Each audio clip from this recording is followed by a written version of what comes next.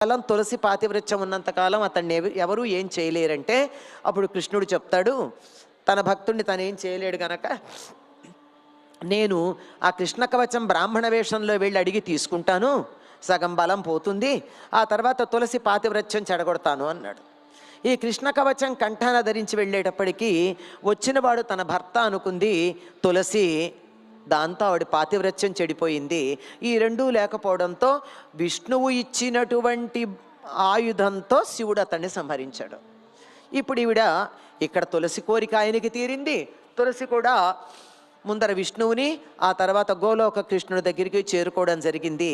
తన పాతివ్రత్యం భంగం చేశాడు గనక తులసి విష్ణువుని శపించింది రాయి అయిపోమ్మని. ఆ రాయే తులసి కోటలో ఉంటుంది. ఈయన్ని కార్తీక మాసంలో ఉండేటటువంటి విష్ణువుకి దామోదరుడు అని పేరు. కార్తీక